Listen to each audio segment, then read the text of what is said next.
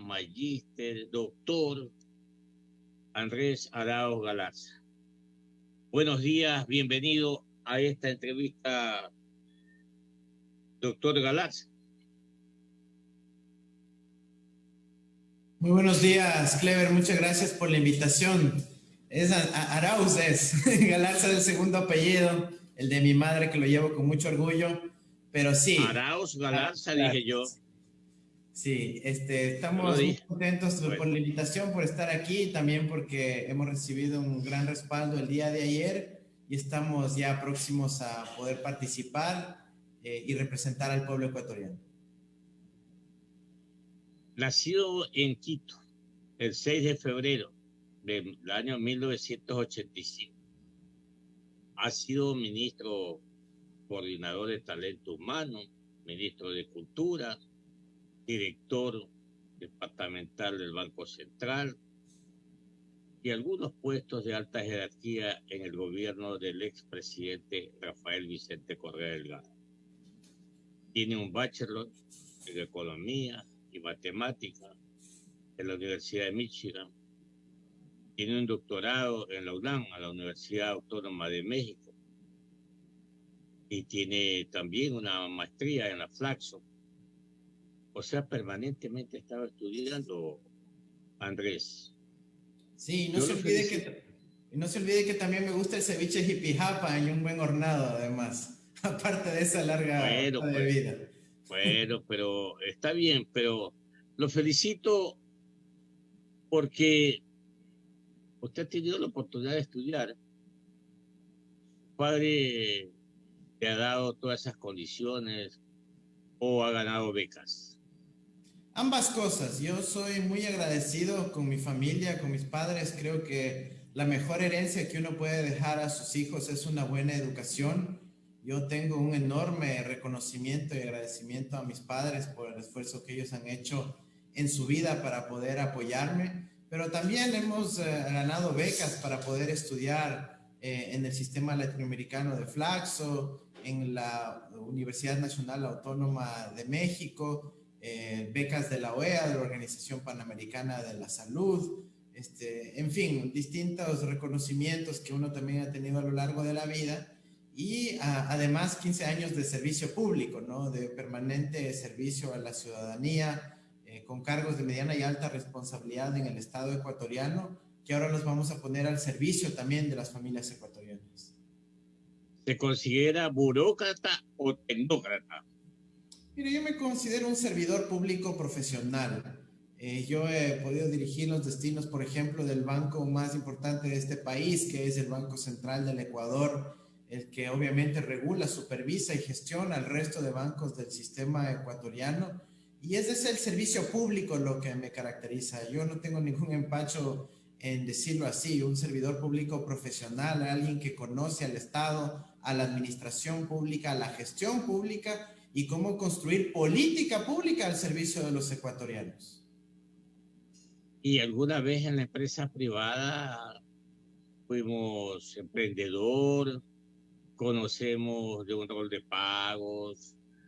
Por supuesto, por supuesto. He trabajado también en el ámbito privado, aquí, en el exterior. Hemos tenido distintos proyectos de emprendimiento, hemos llevado a cabo iniciativas también en el ámbito privado y también en el ámbito social, en la veeduría social. Hasta hace poco yo fui quien dirigía el Observatorio de la Dolarización, desde donde planteamos siempre política pública con rigurosidad académica y con mucho criterio y formulamos propuestas para que el Ecuador pueda cambiar su rumbo, ¿no? Lamentablemente nuestras propuestas que están ahí para que toda la ciudadanía las pueda estudiar no fueron aceptadas por este gobierno y ahora estamos en la situación en la que estamos, ¿no?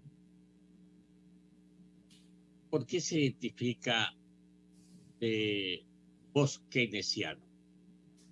Mira, el post-keynesianismo es una corriente de pensamiento económico que básicamente plantea que en situaciones de crisis es el Estado quien debe apoyar no solo a la población por razones humanitarias, sino para sostener la estabilidad económica del sistema en su conjunto. Y eso es un elemento muy clave para entender. Un segundo punto del poskeynesianismo es lo importante que es el dinero en la economía. Es decir, si la gente no tiene recursos en el bolsillo, si no tiene dinero en el banco, tampoco puede reactivar su consumo, su actividad económica, y por eso el entender bien cómo funciona el dinero es uno de los planteamientos del poskeynesianismo, y es a lo que he dedicado buena parte de mi vida. Saludamos a nuestra compañerita, que la veo muy guapa en Rumba Maravita 104.9, ¿ah? Saludo muy cordial. Ahora, cuando hablamos de los post-keynesianos, Andrés, lo voy a tratar como Andrés, discúlpeme, Con gusto. plantea formalmente o fomenta la ocupación, es decir, el empleo y las rentas por el ingreso. En un país como el Ecuador, limitado, en un país como el Ecuador hoy de postración económica, con una deuda que llegará a los 70.000 millones de dólares, en relación a un Producto Interno Bruto de un 70%, más o menos, con una tasa de desempleo histórica, porque esto no lo tuvimos nunca, y con una pérdida de calidad de vida cada día más de los ecuatorianos. ¿Cómo emprender esa tarea tan difícil en el evento que Andrés Arauz llega a la presidencia de la República? Bueno, Clever, además de esos elementos de diagnóstico de la situación de las finanzas públicas, también tenemos que añadir nuestras condiciones estructurales de desarrollo. Es decir, seguimos siendo un país de renta media, con baja sofisticación tecnológica de nuestras exportaciones, de nuestra producción, con una productividad media que deja mucho que desear respecto a los grandes centros de poder económico a nivel mundial. Y eso significa que además de la coyuntura tenemos retos de desarrollo.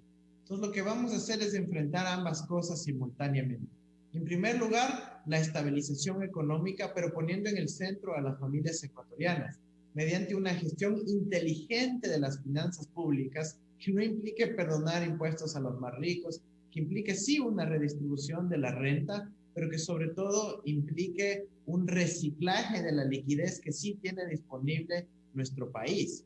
Y al mismo tiempo que gestionamos las finanzas públicas, damos estabilidad a las familias y vamos resolviendo los desequilibrios macroeconómicos, tenemos que ir cerrando las brechas de desarrollo. ¿Qué quiere decir eso? Básicamente, oportunidades educativas y oportunidades productivas para nuestro país. Eso se logra mediante una sostenida y fuerte inversión en educación, ciencia, tecnología, innovación, que sabemos cómo hacerlo, lo hemos hecho en el pasado, ahora lo vamos a hacer mejor. Y también significa reactivar nuestro aparato productivo en un contexto post-pandemia que es muy difícil porque altera las relaciones económicas internacionales, y que significa que tenemos que volvernos a ver también hacia adentro, los ecuatorianos, para impulsar el consumo, reactivar la producción, generar más ventas y generar más oportunidades de trabajo y empleo.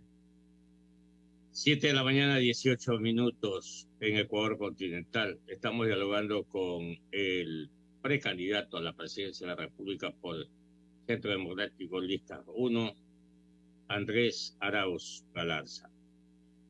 Para yo orientarme en esta entrevista de carácter económico, usted me dijo que se identifica como post-keynesiano. Le consulto, ortodoxo, grafiano, galequiano, ¿cuál de las tres? Bueno, vamos a entrar al detalle. Sinceramente, yo soy un poskeynesiano heterodoxo, tomo de las tres grandes escuelas, pero a mí me gusta además una sinergia con la escuela de la economía solidaria. La escuela de la economía solidaria que quizás es más relevante en América Latina. Es Rafa, Kalecki, plantearon quizás elementos pensando en Europa, en Estados Unidos, y la economía solidaria toma en cuenta esas grandes asimetrías y lo que la CEPAL llama heterogeneidad estructural para nuestra región, Y eso es quizás por donde más me voy yo. Eso significa que sí, vamos a plantear elementos post-keynesianos, pero tomando en cuenta la enorme desigualdad que existe en nuestro país, las diferencias culturales también con nuestros pueblos y nacionalidades indígenas, y obviamente el gran sector que algunos lo llaman informal, pero de trabajadores autónomos, comerciantes minoristas, economía popular y solidaria, que existe en el Ecuador y que obviamente tiene que ser reconocido en el marco de la política pública. Usted citó hace poco que estuvo en el observatorio de la dolarización. Si llegase usted a la presidencia de la República, ¿la va a sostener? ¿La ve viable? ¿Cómo la va a sostener? Absolutamente. Cuando un grupo de compañeros decidimos crear el Observatorio de la Dolarización, fue para evidenciar cómo fortalecerla, cómo generar propuestas para gestionarla. En el Ecuador es inviable plantear una salida de la dolarización. Eso no es posible, no es deseable. Estamos ya anclados a este régimen monetario y lo vamos a fortalecer y defender. Pero no se defiende con discursos, se defiende con dólares. La dolarización se hace con dólares y eso implica que tienen que entrar más dólares de los que salen. Y esa gestión de los dólares es lo que vamos a hacer en la economía nacional, en nuestro gobierno, para impulsar que ingresen más dólares que lamentablemente ahora no están ingresando y evitar que salgan los que no tienen que salir, excepto cuando también impulsen la actividad económica interna.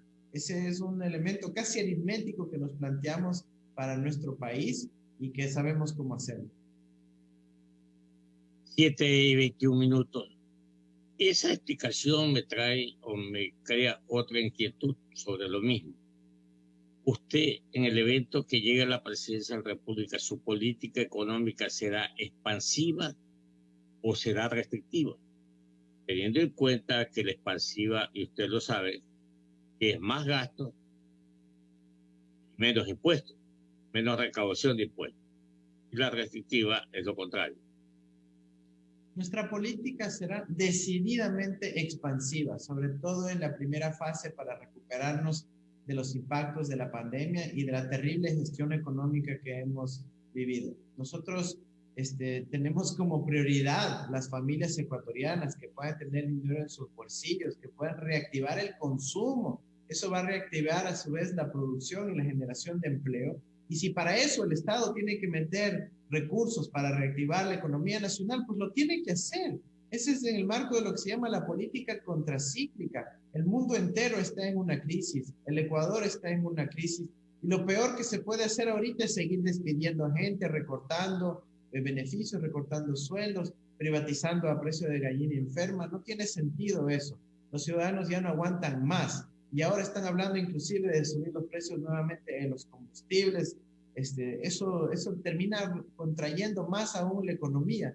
Y si bien quizás para algunos eso les satisfaga sus obsesiones con tener una hoja Excel bastante cuadradita, estamos hablando de millones de familias ecuatorianas que se verán afectadas con ese tipo de medidas. Nosotros tenemos clara nuestra prioridad, sabemos lo que tenemos que hacer y es impulsar la sostenibilidad económica de las familias ecuatorianas.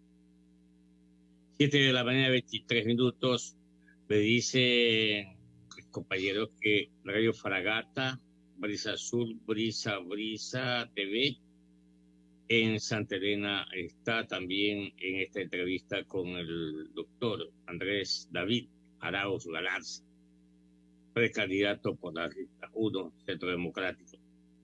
Bueno, está bien, es correcto una política económica expansiva, pero resulta, Andrés, que no emitimos dinero.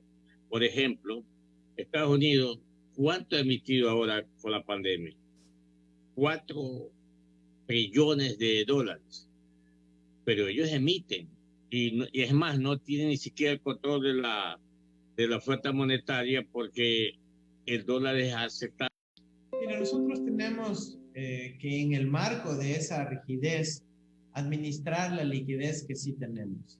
Y por ejemplo, un elemento que para mí es imperdonable y demuestra la indolencia con el que se ha venido manejando los recursos económicos es priorizar el pago de el pago anticipado de $2.000 millones de deuda externa en abril de este año, cuando más necesitábamos esos recursos y que se vencían recién en el 2022 y en el 2023. Así que en el marco de lo que tenemos con la gestión de la deuda pública, con una buena política redistributiva de impuestos, con una buena política de reciclaje de liquidez y de reactivación de nuestro aparato financiero, del estatal también, podemos impulsar una reactivación económica con el crédito, con el financiamiento interno y sí, ¿por qué no decirlo también? Mediante un acceso a fondos del exterior, pero de manera estratégica, que no impliquen mayores recortes y mayor reducción del tamaño de nuestra economía, sino que más bien nos den sostenibilidad de largo plazo mediante la constitución de infraestructura, activos productivos, acceso al crédito para nuestras empresas, para nuestros hogares, y de esa manera potenciar el crecimiento económico. Usted sabe que la economía tiene 5 sectores: primario, secundario, terciario, cuaternario y quintonario. Los 3 primeros son los importantes. El primario, que es el extractivo; el secundario, el manufacturero; y el terciario, pues, ya es el de servicio. ¿Cómo o qué política de Estado usted va a adoptar, reconociendo que históricamente los gobiernos que han pasado nunca han adoptado una política de Estado al sector agrícola, por ejemplo? ¿Qué va a hacer usted por el sector agrícola? Bien que se menciona ese punto. Yo creo que aquí hay que hacer una pausa y hacer un reconocimiento a nuestro campo, al sector agrícola ecuatoriano, que en media pandemia fue un actor absolutamente vital para que podamos estar aquí presentes. Hay que saludar el hecho de que pudieron proveernos de alimentos mientras el país estaba básicamente paralizado. Nuestro campo no paró y eso tiene que reflejarse en la política pública que vamos a imprimir en nuestro gobierno. Eso quiere decir que vamos a impulsar una política para el agro bastante amplia y muy fuerte. Nosotros debemos preservar nuestra condición de potencia agroalimentaria y va alrededor de una política inteligente de riego que resuelva los problemas institucionales alrededor de ese tema y más bien ayude a que la gente, los productores, puedan contar con riego primario, secundario, terciario, para que llegue hasta la parcela. Necesitamos aumentar la productividad mediante una política de asistencia técnica, investigación tecnológica y un vínculo entre la academia y el campo también. Necesitamos una política agrícola muy fuerte con relación al crédito productivo que adecue los trámites, los papeles requeridos para el acceso al crédito a la realidad del campo ecuatoriano y no sobre la base de unos principios que hacen en una ciudad en Suiza, sino de la realidad del campo ecuatoriano. Iniciativas como el FODERUMA que permitieron en otras partes de la historia del Ecuador impulsar un fuerte acceso al crédito en nuestro país. Necesitamos también impulsar una política de protección estratégica a los alimentos, a la soberanía alimentaria ecuatoriana, para ir sustituyendo paulatinamente insumos agrícolas que se importan del exterior para que puedan ser cultivados en algunos casos y producidos en otros en nuestro mismo país, y de esa manera, como un objetivo estratégico, inclusive de seguridad nacional, garantizar la soberanía alimentaria. No quisiera ni imaginarme cómo les tocó pasar a otros países que no tenían producción agrícola propia, que no tenían producción alimentaria propia, y en media pandemia dependían que ojalá les lleguen las importaciones de alimentos. Eso jamás debe ocurrir en nuestro país y vamos a orientarnos en esa dirección. 7 de la mañana, 29 minutos. Estamos dialogando con el precandidato por la lista 1 Centro Democrático, Andrés David Arauz Galarza, aquí en una entrevista que se han unido los compañeros de distintas radios del país, desde Manabí, Radio Arrumba, Manavita 104.9, Escándalo en Cañar y Azuay, Super FM, en Cachi, Radio Tucán, en Cotopaxi, Hechizo, en Esmeraldas Modular, en Imbabura, Alborada, Armonía, en Chimborazo, Estéreo Buenas Nuevas, en el Oriente Ecuatoriano, RBT, Olímpica, en Los Ríos, Rey y RT. Ahora bien, si estamos nosotros buscando los ecuatorianos, Andrés, una reactivación para el aparato productivo, tenemos que pensar no en el petróleo únicamente, sino en las no petroleras. Mire que a pesar de la pandemia, ya los indicadores o los resultados nos dicen que hemos superado el 9% de enero a junio en relación al año pasado, en cuanto a las exportaciones. Sin embargo, los costos de producción son altos. No ganamos competitividad. Sin embargo, la pesca nos está dando ingresos. El camarón nos está dando ingresos. Las flores nos están dando ingresos. Y otros productos como el aguacate, etcétera. ¿Cómo usted, si llega al gobierno, va a impulsar con créditos baratos, con costos baratos a los productos exportables para poder competir en los mercados internacionales, para mismo el consumo interno también, que se abaraten los precios al consumidor? ¿Cómo lograrlo? Mira, esa es una pregunta muy importante, ¿no? Porque nosotros queremos que nuestra producción exportable continúe teniendo acceso a los mercados internacionales. Y la experiencia que tenemos nos ha demostrado que no es solo una cuestión, por ejemplo, de aranceles, sino de cumplimiento de las normas de calidad de los mercados de destino. Vamos a poner un ejemplo. El camarón que entre a México puede tener un nivel de aranceles, pero el arancel no es el problema porque nuestro producto es muy competitivo. El problema es que nos ponen normas sanitarias o fitosanitarias o normas de calidad que impiden que nuestro producto vaya al exterior. Y por eso nuestra principal política de acceso a los mercados en el exterior va a ser una política de cumplimiento de estándares sanitarios y fitosanitarios y normas de calidad internacional para seguir abriendo mercados. Eso significa un fortalecimiento de agrocalidad, un fortalecimiento muy fuerte del INEN y de los organismos de evaluación de la calidad en el Ecuador, a través de certificadoras, acreditadoras, etcétera, para realmente impulsar un acceso. También estamos viendo que la tendencia a nivel internacional está alrededor de los productos orgánicos y los productos fair trade. Nosotros necesitamos tener esos sellos que garanticen nuestra producción y nos permita acceder a esos mercados de alta capacidad de consumo. Así que sabemos cómo apuntar en esa dirección. Ahí va a haber un fuerte impulso de la política y va a tratar de conciliar al hecho de que sí, buscamos que se respeten los derechos ambientales, los derechos de los trabajadores, el pago oportuno y justo de su contribución tributaria, pero compensar con mayor calidad para que seamos también competitivos en ese aspecto, ¿no? Ahora, respecto a la producción, nosotros creemos que una política fundamental para disminuir los costos de producción va alrededor de dos ejes. La primera, el costo más barato del crédito.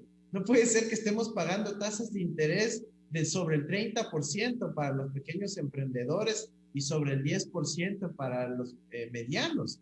Necesitamos bajar el costo de la tasa de interés que implica el costo financiero en la función de producción de nuestros productores, y necesitamos abaratar el costo de la energía, porque nosotros queremos impulsar la modernización, la tecnificación, la incorporación tecnológica de nuestra producción, incluyendo la agrícola, por supuesto, y eso va por disminuir los costos de la energía. Así que vamos a utilizar a nuestra matriz energética renovada, esa soberanía energética adecuada que hemos logrado, para también usarla como un instrumento para la producción.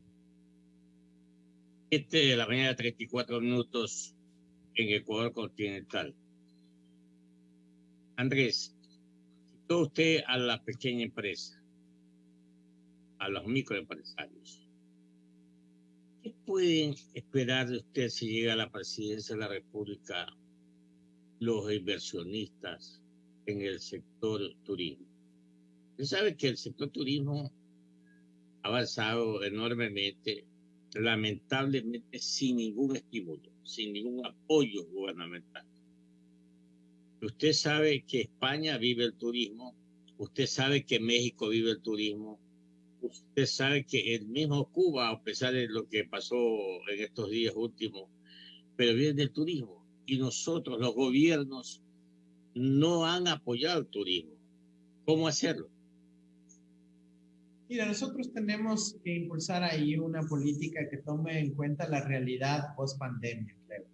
Sinceramente es una tarea muy ardua, muy dura, porque las restricciones de movilidad, las restricciones de bioseguridad que están existiendo en todo el planeta restringen nuestra posibilidad de fomentar al turismo de la manera que nos encantaría, que es que haya más turistas del exterior.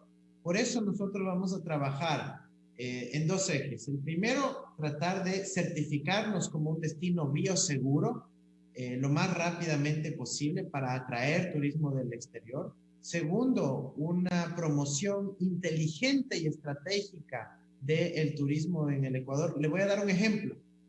Ojalá que pueda ser adoptado lo más pronto posible, inclusive por este gobierno, es que en cada banano ecuatoriano, si en cada guineo que se exporte en el Ecuador, tengamos un sticker, un adhesivo que le inviten a conocer y a visitar nuestro país como un destino bioseguro.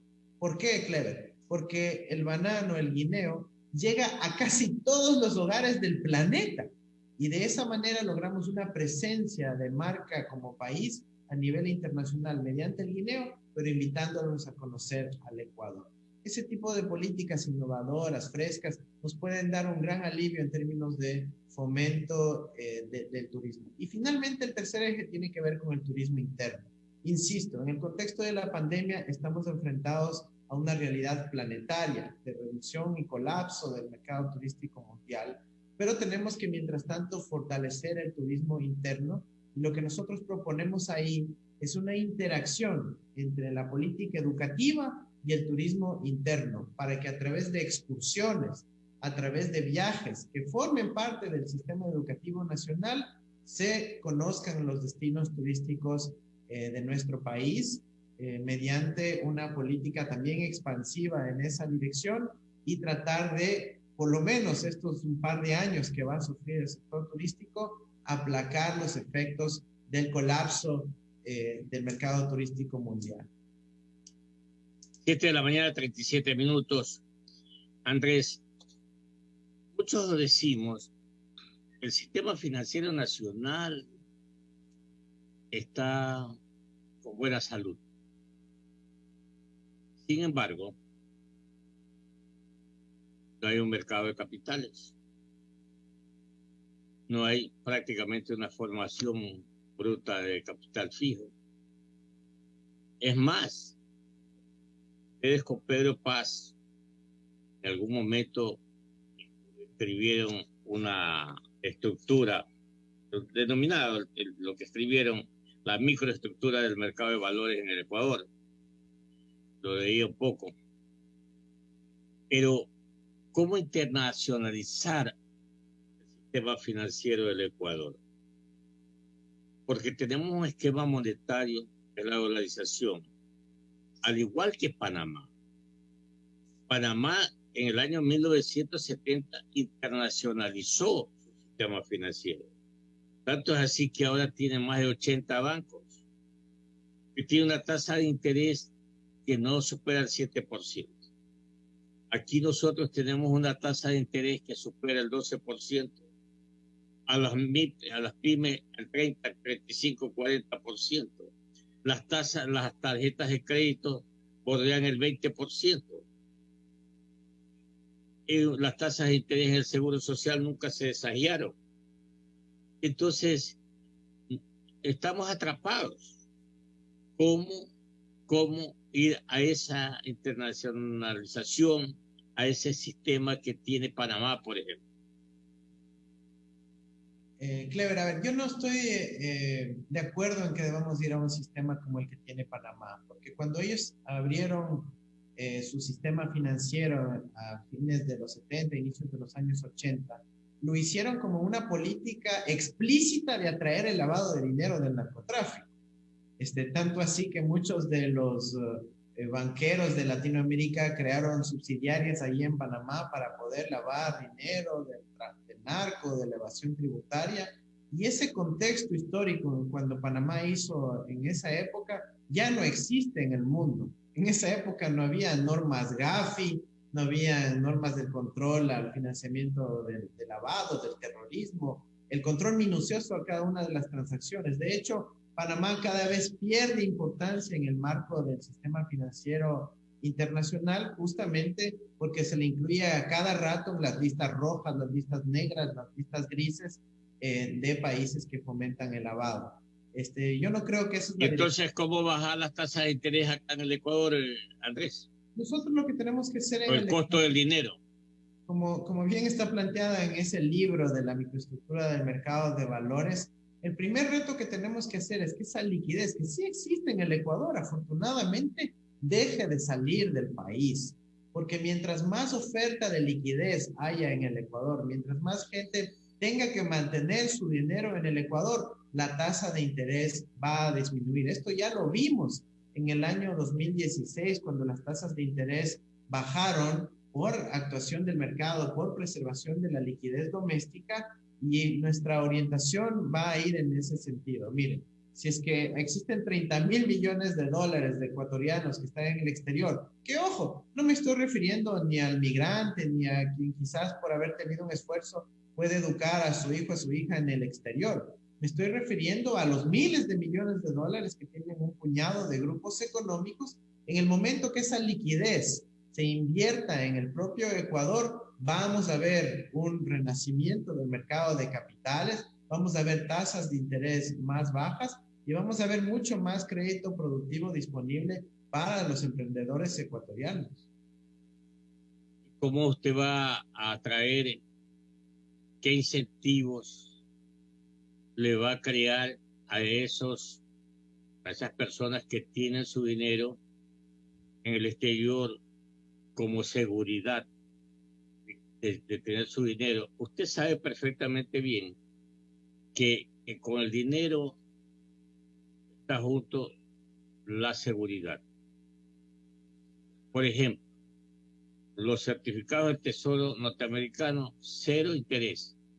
Sin embargo, la gente los capta. ¿Por qué? Por la seguridad que van a tener su dinero. Acá, la gente llevó su dinero afuera por la inestabilidad, por la inseguridad. Ahora usted los quiere traer. ¿Cómo? ¿Qué va a hacer? ¿Cómo los atrae? Cuéntenos. Bueno, Clever, primero puntualizar que cuando decimos la gente no estamos refiriéndonos ni a los 17 millones de ecuatorianos, ni siquiera a cientos de miles. Estamos hablando de un puñado de grupos, ¿no? La mayoría de la población no está sacando su plata del país, al contrario. Los migrantes meten... Pues los pobres no tienen, pues los pobres no tienen plata, pues cuidado. Por eso, estamos recibiendo más bien plata de nuestros hermanos pobres, de los migrantes del Ecuador, y eso es el tipo de políticas que vamos a seguir fortaleciendo. Pero bueno, ¿qué vamos a hacer? Una combinación de incentivos y de controles. ¿Por qué? Porque muchas veces ese dinero sale mediante trampitas en el comercio exterior. Técnicamente se llaman precios de transferencia, subfacturación, sobrefacturación, en donde dicen, bueno, yo te vendo una caja de banano en $5, pero realmente la vendió en 8 y esos $3 ya se nos quedan afuera y no ingresan al país. Eso afortunadamente se puede controlar con el Internet, con las tecnologías de información, con los intercambios que se hacen con los otros gobiernos y con los datos del sistema financiero. Eso lo vamos a hacer, tenemos formación adecuada para lograr eso rápido. Pero lo segundo, quizás más importante, es el paquete de incentivos. Nosotros en el Código de la Producción desde el 2010 tenemos un instrumento súper poderoso que lamentablemente no le hemos sacado al jugo en el Ecuador, que se llama el contrato de inversión. El contrato de inversión nos da Seguridad jurídica, es decir, ante cambios de leyes o regulaciones permanecen vigentes los que se firmaron al momento del contrato. Seguridad y estabilidad tributaria, es decir, que aunque luego cambien las leyes tributarias, permanecen vigentes cuando se firmó el contrato, ¿no es cierto? Y eso tiene que darse a cambio de algo, a cambio de unos requisitos o metas de generación de empleo, de transferencia de tecnología, de metas de inversión también por parte del inversionista. Así que con esos contratos de inversión vamos a poder impulsar una política conjunta entre el Estado que da esas seguridades y el inversionista que se compromete a invertir en el desarrollo del país con proyectos productivos, generando trabajo, generando oportunidades para los ecuatorianos, para las ecuatorianas. Porque aquí lo que estamos haciendo es trabajar para los ecuatorianos y para los ecuatorianos y no para sacar la plata afuera que beneficie a unos pocos banqueros. Pero con altos impuestos, cambiando las leyes todos los días, con leyes obsoletas como el Código del Trabajo, como el Código Orgánico Monetario y Financiero. ¿Cómo? Mira, justamente eso es lo que acabo de decir. Los contratos de inversión dan estabilidad jurídica y tributaria a los inversionistas para que no tengan que luego preocuparse de que viene un gobierno como el de Moreno que termina destruyendo la economía, la institucionalidad, cambiando los precios relativos todos los días. Y aunque se critique al gobierno de Rafael Correa por los cambios tributarios, este mismo gobierno ya lleva más de 7 reformas tributarias. Entonces, no podemos llevar a cabo efectivamente un proceso de inversión de esas condiciones, pero tampoco podemos permitir que haya vía libre a la evasión, a que no se quiera contribuir con la responsabilidad social que tiene todo el empresariado nacional, sea el chiquito o sea el grande. ¿Cree usted que podemos aspirar los ecuatorianos, si llega a la presidencia de la República, tener el costo más barato del dinero, por ejemplo? Absolutamente, absolutamente. Y no solo desde la perspectiva de las tasas de interés, Clever, también en esos cobros abusivos que hemos sido víctimas la clase media ecuatoriana. ¿De cuándo acá? Pues que por una supuesta llamada telefónica pueden debitar $4, $5 mensuales de la cuenta y después decir que no, que tienen grabado, ni sé qué. Eso es puro cuento y los ecuatorianos lo saben. Y aquí ha habido un robo masivo que totalizan más de $240 millones. Yo mismo hice los estudios en el Observatorio de la Dolarización, donde si eso le convierte en una tasa pasiva, significa que los ecuatorianos estamos pagando nosotros tasa a los banqueros por tener nuestra plata en el banco. Así que eso tenemos que evitar. La ciudadanía está indignada con ese tipo de cobros indebidos y eso creo que hay que corregir inmediatamente. Así que sí, vamos a reducir el costo del dinero y también el costo de tener la plata en el banco, eliminando todo ese tipo de débitos abusivos y además exigir que se recupere ese dinero para las familias ecuatorianas, que además pudieran ser un alivio enorme en estas condiciones. Si bien es cierto, todos los días nos dicen que la tasa de inflación es negativa, etcétera, pero cuando vamos al mercado, la canasta no se llena, todo lo contrario, llevamos la misma cantidad y baja el número de artículos. Por un lado. Por otro lado, las planillas de luz. Tenemos 8 hidroeléctricas. Le vendemos energía a Colombia. Y los hogares ecuatorianos, las clases sociales bajas, medias, pagamos un kilovatio de hora hasta 46 centavos el kilovatio. ¿Qué va a hacer usted al respecto? Mira, nosotros estamos muy dolidos con lo que han hecho con nuestro sector eléctrico. Dejamos una institucionalidad bien armada, con nuevas hidroeléctricas, con un sistema de transmisión de 500 kb que realmente estaba potenciando la disponibilidad de energía en el país, que debió haberse utilizado como un motor de la transformación industrial del Ecuador, sobre todo. Pero acá lo que se hizo es, por seguir los dogmas del Fondo Monetario Internacional, dijeron, no, hay que subir los precios de la luz. ¿Y por qué? Porque hay que subir los precios de la luz. Pero ¿cuál es la racionalidad? Ninguna. No es ni de apoyo al aparato productivo, no es ni de un subsidio cruzado para que las familias pobres paguen menos. No, simplemente el criterio de que hay que subir porque hay que subir. Nosotros no vamos a ser así de triviales con el manejo de la política. Nosotros vamos a ser muy racionales. Vamos a utilizar, por ejemplo, las tarifas de la dignidad para atender a las familias que más lo necesitan y una tarifa de política industrial para incentivar también con contratos de largo plazo de provisión energética y eléctrica para que el inversionista pueda saber que va a tener un coste de la luz fijo para los próximos 5 o 8 años, por ejemplo. Y de esa manera vamos a potenciar también la industria de nuestro país. Vamos terminando este diálogo con el señor abogado, perdón, doctor Andrés Arauz Galarza. Andrés David. Si quiere, dígame abogado también, porque he aprendido mucho de las leyes en el conocimiento del sector. Sí, pues porque con tantos puestos que he tenido en el gobierno anterior, tiene que haber estado también por ahí en el Ministerio del Interior. Nos leemos todas las leyes minutos. Y todos los artículos. Andrés, una situación importante que también me parece aquí hablar con usted. ¿Usted se va a pelear con el Fondo Monetario, con los multilaterales, con los chinos, con los europeos, o se va a llevar bien? Cuéntenos. Miren, nosotros no somos de los que pelean, ni entre políticos ni entre organismos. Nosotros somos gente que nos gusta encontrar soluciones.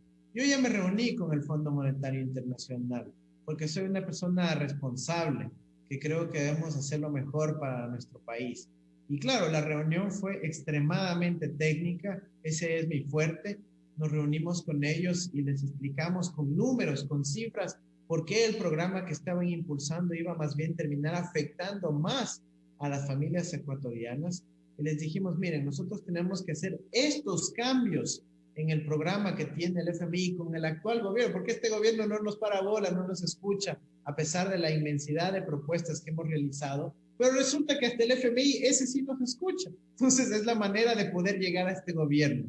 Y el FMI ha dicho, no, sí, tienen razón en la preocupación de que si el FMI mete 6.500 millones de dólares en los próximos meses, tenemos la preocupación de que esa plata se esfume, Clever. Nosotros queremos que esa plata se quede en el Ecuador, que sirva para que dé la vuelta y genere actividad económica productiva en nuestro país, que genere trabajo, empleo, ¿no es cierto? Entonces, eso nos han alertado de que sí coinciden con nuestra preocupación. Segundo, les dijimos que no podemos seguir imponiendo despidos, recortes, más contracción económica, porque si hay contracción económica no se recaudan impuestos. Si no se recaudan impuestos, no va a haber suficiente dinero en la caja y después no va a haber con qué pagar la misma deuda al Fondo Monetario. Entonces también hemos dicho, oigan, si quieren que les paguemos, tenemos que crecer, pues. Tiene que ser un país que crezca, que genere gente, que genere recaudación, que genere divisas, y ahí tranquilamente vamos a poder cubrir las obligaciones. Así que, mira, pelearse no, nosotros vamos siempre a proponer soluciones. Y eso sí, vamos a negociar con dignidad, con soberanía y sobre todo con las familias ecuatorianas como nuestra prioridad. Se va terminando el tiempo, Andrés, pero no quiero dejar de tocar lo social. Hábleme un poco de la salud, de la educación y del déficit habitacional. Por ejemplo, ¿cómo llegar a los niveles de educación, por ejemplo, que tiene Uruguay? Uruguay no tiene analfabetos, ¿ya? ¿Cómo llegar, por ejemplo, en salud a un país desarrollado, yo diría, medianamente desarrollado en salud? ¿Y cómo bajar ese déficit habitacional, en especial en las clases populares y la clase media? Bueno, vamos por partes. En el caso de la educación, nosotros dejamos, cuando yo salí del gobierno, un plan que se llamó Ecuador 2035 en materia de conocimiento y talento humano. Un plan cuantitativo de cómo llegar a ser el país con mayor nivel educativo de América Latina. Sí, por ahí peleándonos con Uruguay en los primeros puestos. Esa era nuestra aspiración. Y nosotros establecimos una política de calidad educativa, de estándares educativos, de infraestructura educativa, de talento humano que se necesitaba en el área de nuestra educación. Planteamos una evolución del currículo educativo para los próximos 20 años, donde, por ejemplo, Clever, planteamos, y lo vamos a hacer ahora a partir del 24 de mayo, que sea una materia obligatoria para nuestros niños, incluso a partir de los 5 años, que aprendan a programar, que aprendan a saber los lenguajes de la programación computacional, porque ese es ahora el siglo XXI. Nosotros tenemos que preparar a nuestra juventud para la economía del siglo XXI, y eso es lo que vamos a plantear muy concretamente en el ámbito educativo. Y claro, para eso se necesitan recursos. Y resulta que nuestra Constitución ordena permanentemente invertir en educación, y creo que ya es pues un consenso social, izquierda, derecha, arriba, abajo, todos estamos de acuerdo que la educación es algo indispensable, y por eso vamos a garantizar que esa preasignación nadie nos la tope, tanto en la educación inicial, que es absolutamente importante junto con el desarrollo infantil, la educación básica y bachillerato, y nuestro sistema universitario de certificación de cualificaciones. Así que vamos a impulsar muchísimo la educación, pero tampoco se hace de la noche a la mañana. Vamos a necesitar 20 años de inversión sostenida en educación para lograr esos niveles que se mencionaron en Uruguay, pero claro que sí, ahora vamos a dejar nuevamente enrumbado al país en esa dirección y con fuerte inversión en ese ámbito. En la salud tenemos muchos retos, obviamente uno de infraestructura, uno de talento humano, uno de especialistas, pero también tenemos el reto más inmediato, que es salir de la crisis sanitaria derivada de la pandemia. Así que ahí nuestra prioridad va a ser poder conseguir el acceso, junto con medidas de bioseguridad, el acceso a la vacuna. Afortunadamente tenemos buenas relaciones con los países encargados de distribuirla para América Latina. Y bueno, adelanto a la población en indicarles que ya está hablado y que eso obviamente lo vamos a conseguir. Ojalá este gobierno lo consiga antes de mayo del próximo año, pero si no, será uno de los hitos claves de nuestra gestión el próximo gobierno. Y finalmente, en materia de vivienda, el déficit habitacional es cuantitativo y cualitativo, porque hay mucha gente que tiene casa, que tiene vivienda, pero en unas condiciones de hacinamiento, condiciones de falta de dignidad, de materiales inadecuados, etcétera. Y bueno, tenemos que impulsar obviamente esto, no solo por la dimensión social, que es importantísima, estamos hablando de cientos de miles de viviendas que tenemos que construir en el país, sino porque también es un impulso para nuestro aparato productivo. Así que si cuidamos bien y logramos la sinergia para que la construcción sea con materiales e insumos ecuatorianos, ya tenemos toda una política de prefabricados, por ejemplo, que la hemos venido trabajando, que junto con talento humano ecuatoriano, o llamarlo de otra manera, trabajadores ecuatorianos, vamos a poder realmente impulsar una política de acceso a la vivienda.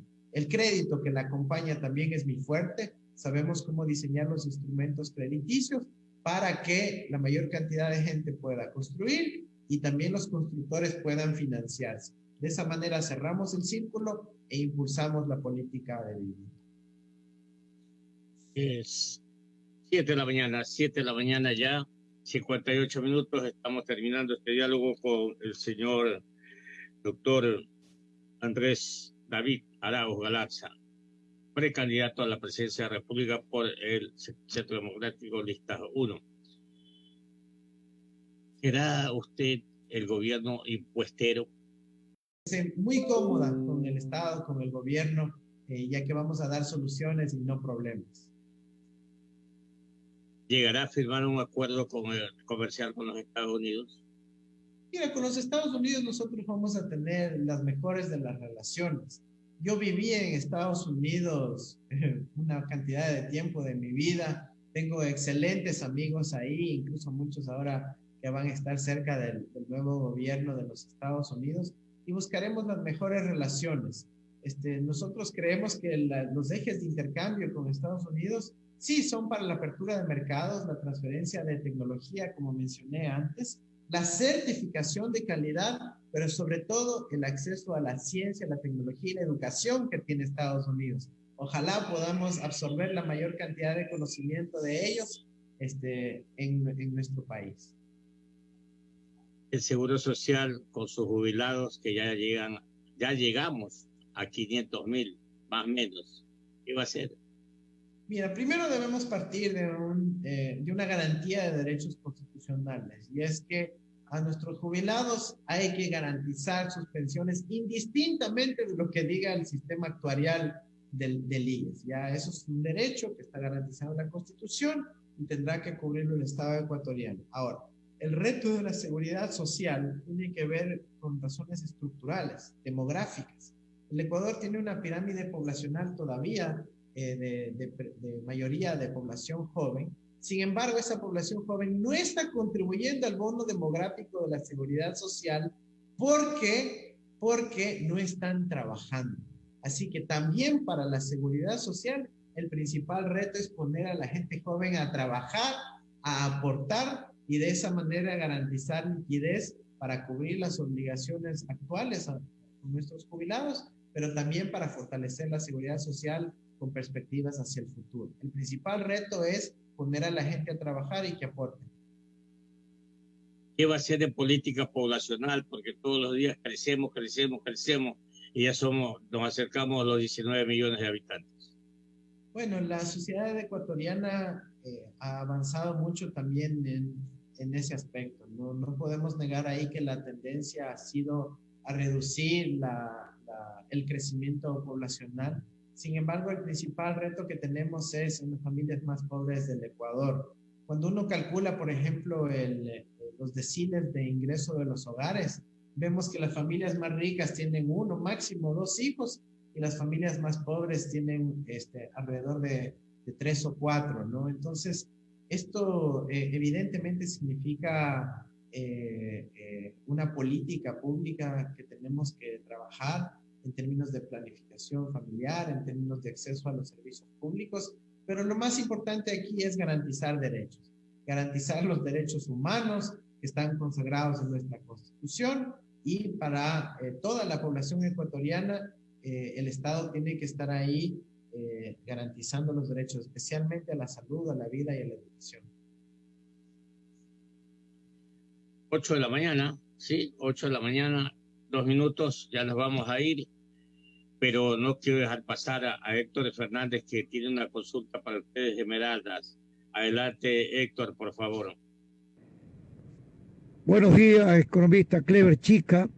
Desde acá de la provincia de Esmeraldas les saluda Héctor Fernández y a todos los compañeros de diferentes emisoras del país que están enlazados en este conversatorio con el economista Arauz. Economista Arauz, yo tengo una inquietud de cajón y que sería bueno que nos despegue esta duda, ya que usted va a ser el candidato a la presidencia de la República, y de pronto si el favor popular le es sonriente a usted, va a estar usted como presidente de la República. En lo concerniente a Esmeraldas, ¿qué es lo que ha planificado, tiene previsto usted en favor de los esmeraldeños, que es una parte siempre olvidada por los gobiernos de turnos? Entonces, economista Arauz, ¿cuál es el programa de acción o el plan de obras que va a realizar usted acá en la provincia de Esmeraldas? Adelante, economista Clever Chica y economista Arauz, los escuchamos acá en la ciudad y provincia de Esmeraldas. Bueno, un saludo a nuestros hermanos esmeraldeños, a toda la comunidad allá. Nosotros para Esmeraldas queremos hacer una propuesta productiva contundente que tiene que ver con la creación de una zona especial de desarrollo económico en Esmeraldas, que privilegie esa potencialidad como a partir del puerto y todo el encadenamiento que se pueda generar ahí con la industria de la refinería. Creemos que ahí hay una gran oportunidad en Esmeraldas. Hemos visto un crecimiento muy importante ahí, y su cercanía con los circuitos comerciales de exportación también en el norte del país tiene que verse reflejada en esta zona especial de desarrollo económico. Ahora, adicionalmente, tenemos que impulsar una política de racionalidad en la cuestión maderera, en la cuestión de los cultivos extensivos, para que podamos garantizar que el recurso va a existir en el tiempo. Entonces tenemos que un poco establecer lo que se denomina el ordenamiento territorial y el uso sostenible y racional de los recursos naturales en la provincia de Esmeraldas. Allá también nos preocupa mucho la situación de la minería, especialmente la minería que no se realiza con las formalidades, los cuidados del caso, y también vamos a ver cómo potenciar aquello a partir de una política bastante racional junto con el Banco Central para ir poniendo en orden y generando oportunidades de desarrollo económico y no solo de extracción de riqueza alrededor del tema minero. Y bueno, y en el ámbito social, evidentemente, ahí hay una deuda histórica, especialmente con la zona fronteriza de la provincia de Esmeraldas, a la cual también inyectaremos desarrollo, presencia del Estado, inversión pública, educación, salud y una potencialización también de la Universidad Luis Vargas Torres como un motor de la transformación educativa y social de la provincia de Esmeraldas. Para terminar, 8 de la mañana, 6 minutos para terminar, la personal. Andrés David Arauz Galarza. ¿Cómo se considera usted ante el expresidente Rafael Vicente Correa Delgado? ¿O cómo lo considera usted como su mentor, su ídolo, su maestro, su líder? Y que en el evento que llegue usted a la presidencia de la República, usted primero le va a consultar de sus decisiones. Coméntenos un poco este tema, porque usted deben de haberle dicho, usted es una especie de títere, de mancuerda, que todo le escuchará al expresidente Correa y todo va a ser igual en su gobierno. Y le pregunto también esto, el expresidente Correa, algunos funcionarios de él alimentaron la corrupción y eso es innegable. ¿Cómo usted va a escoger también o escogería su equipo de trabajo? Que no le pase lo mismo, esa experiencia, mala experiencia, por cierto, al expresidente Rafael Vicente Correa Delgado. Clever, así como para quizás unos 5 o 6 millones de ecuatorianos, Rafael Correa para mí también es un líder histórico. Ha sido el líder que ha transformado la realidad de este país. Es innegable para todas las transformaciones que vivimos durante su gobierno. Yo fui parte de su gobierno y yo lo considero así. Ahora, la Constitución de la República del Ecuador es absolutamente clara. Quien toma las decisiones en el Estado ecuatoriano es el presidente de la República y el presidente de la República seré yo. Rafael Correa será uno de mis principales asesores y quién no quisiera contar con su experiencia en la transformación social, productiva, económica, educativa que logró el país con él, y obviamente sus insumos serán muy importantes para la toma de decisiones. Sobre los equipos que conformarán el gobierno, yo quiero mandar un mensaje clarísimo al pueblo ecuatoriano. Yo seré implacable con la corrupción, implacable con la corrupción. Y vamos a trabajar también no solo en castigarla, sino en prevenirla, con políticas de tecnologías de información innovadoras que hagan que la información sea transparente y abierta, así como lo hemos propuesto esta semana al Consejo Nacional Electoral.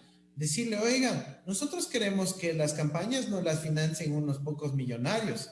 Queremos que los ciudadanos de a $1, de a $2, de a $5 puedan aportar a las campañas electorales. Pero ahorita los reglamentos del CNE no nos lo permiten. Y queremos que además todos los aportes y todos los gastos de campaña sean publicados en el Internet para que la gente vea cómo se está usando ese recurso, para que la gente vea y pueda observar y sí denunciar, objetar, etcétera, la información que va a estar ahí. Veamos si el Consejo Nacional Electoral cumple.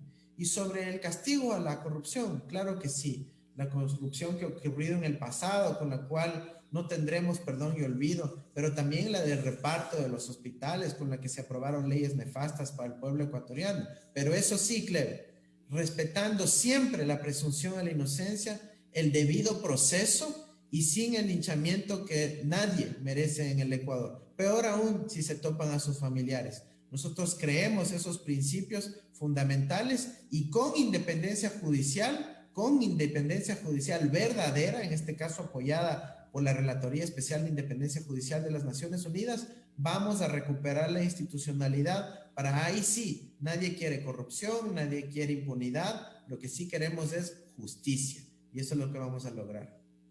¿Respetará la libertad de expresión y de conocimiento?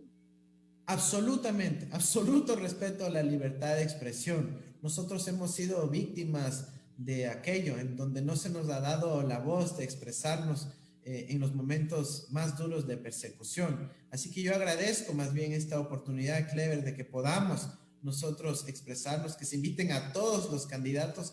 Todos tenemos derechos a participar en el debate nacional y eso es lo que queremos, intercambiar propuestas, planes, ideas, planes de gobierno y no simplemente el arrinconamiento del debate de lucha entre políticos, sino esto, ¿no? Una campaña limpia con intercambio de propuestas y con relación a la libertad de expresión creo que ya hay un marco internacional de respeto a los derechos humanos, una constitución de la República con derechos humanos también vinculados a la comunicación, que nada más hay que hacer que se respeten, pero de ahí en adelante libertad de expresión. Antes de despedirlo, quiero agradecer a las emisoras que se han enlazado con esta entrevista con el señor economista Andrés David Araujo Galaza. En Guayaquil, Huancavelica, Caché FM y Antena 3. En Santo Domingo, la Mega Estación. En Maraví, Rumba 104.9, que ya le voy a pedir a la compañerita que se despida. Escándalo en Maraví, en Cañada y Azuay, Super FM 90.0, en Cachi, Radio Tucán, en Cotopaxi, Hechizo FM, en Esmeraldas Modular FM, en Ipabura, Alborada FM y Armonía, en Chimborazo, Buenas Nuevas, Estéreo Buenas Nuevas, en el Oriente, RPT Olímpica, en la provincia de Los Ríos, Radio Rey y Radio RT. Compañerita, que despídase usted que nos ha acompañado en vivo aquí en esta entrevista con el economista Arauz. No le escuchamos bien.